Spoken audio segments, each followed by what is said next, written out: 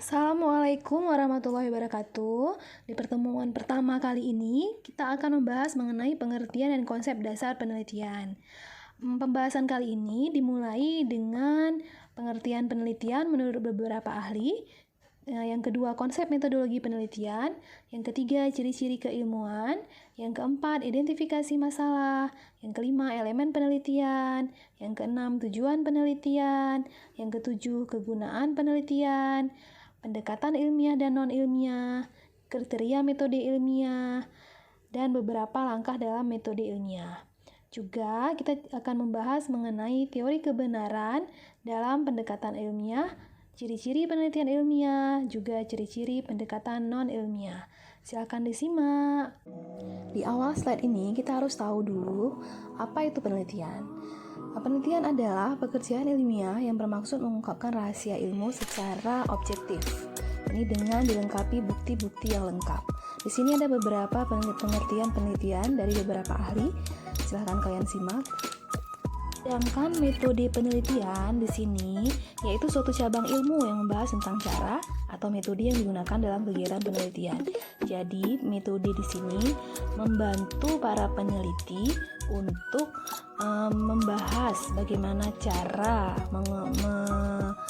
mengembangkan atau mengkaji kebenaran dari suatu pengetahuan secara ilmiah sehingga dapat menguji hipotesis dari suatu penelitian. Metode penelitian bisa kita lihat di slide di sini, ada bagan yang menjelaskan bahwa pada dasarnya metode penelitian merupakan cara ilmiah untuk mendapatkan data dengan tujuan dan kegunaan tertentu.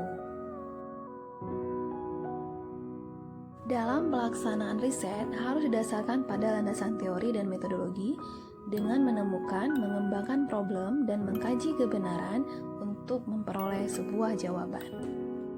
Jadi, metode penelitian merupakan cara atau teknik ilmiah untuk memperoleh data dengan tujuan dan kegunaan tertentu, di mana cara tersebut dimaksud adalah kegiatan penelitian yang dilaksanakan berdasarkan ciri-ciri keilmuan, yaitu terdiri dari 3 ciri, yaitu rasional, empiris, dan sistematis, atau disingkat dengan RAS.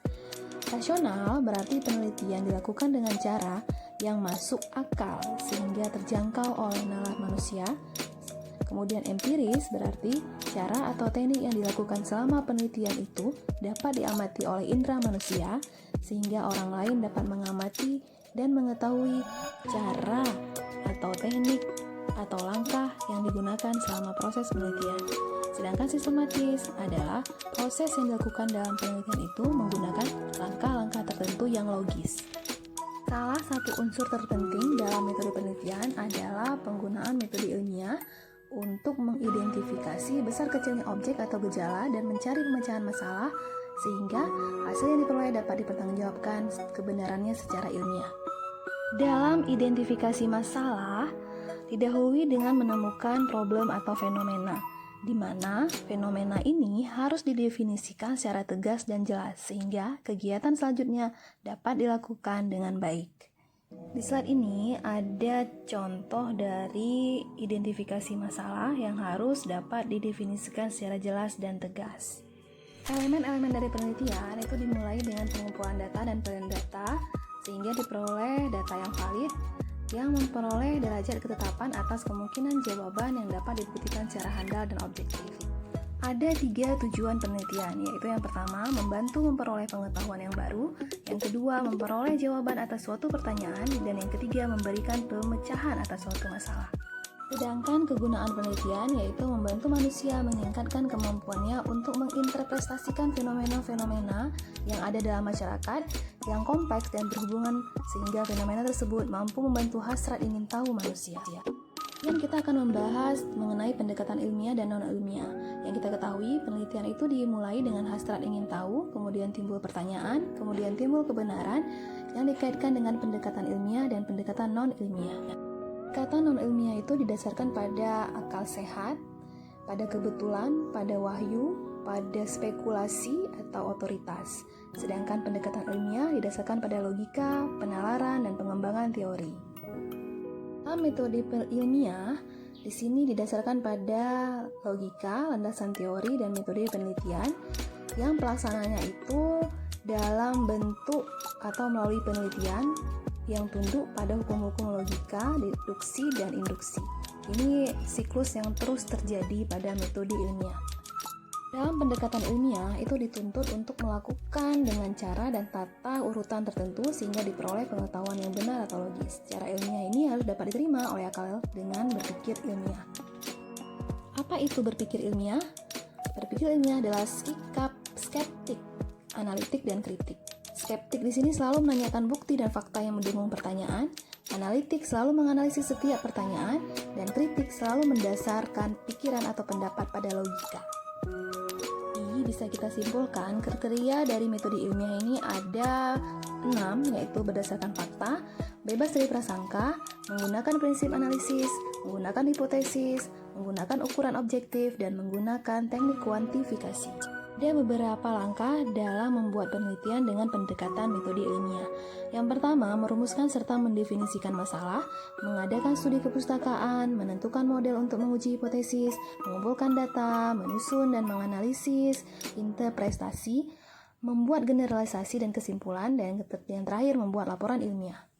Kemudian, apa saja asumsi dan batasan yang harus ada dalam metode ilmiah? Yang pertama, terdapatnya keteraturan dan ada berurutan. Kemudian terjadi pada suatu kejadian dan selalu ada kaitannya dan tergantung pada kejadian lain yang mendahuluinya. Kemudian adanya kontinuitas dalam proses penelitian, dan terakhir pengetahuan yang didapat dari penelitian harus dapat dikomunikasikan. Penelitian ilmiah adalah rangkaian pengamatan yang sambung menyambung, berakumulasi, dan melahirkan teori-teori yang mampu menjelaskan dan meramalkan fenomena-fenomena. Sedangkan fungsi penelitian ilmiah yaitu menemukan suatu pengetahuan baru, menguji kembali pengetahuan, mengembangkan pengetahuan, mencari hubungan antara pengetahuan yang baru dengan yang ditemukan, dan yang kelima, mengadakan ramalan. Ada 3 teori kebenaran dalam berpikir ilmiah. Yang pertama, teori koherensi atau konsisten.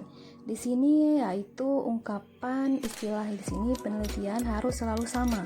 Misalnya, peneliti telah memilih untuk menggunakan kata riset, maka seluruh bagian penelitian dimulai dari proposal sampai dengan laporan hasil penelitian juga harus digunakan dengan istilah riset. Jangan berganti dengan kata penelitian. Yang kedua, teori korespondensi atau berhubungan, yaitu hubungan yang lain saling berhubungan satu sama lain antara bagian yang satu dengan bagian lainnya.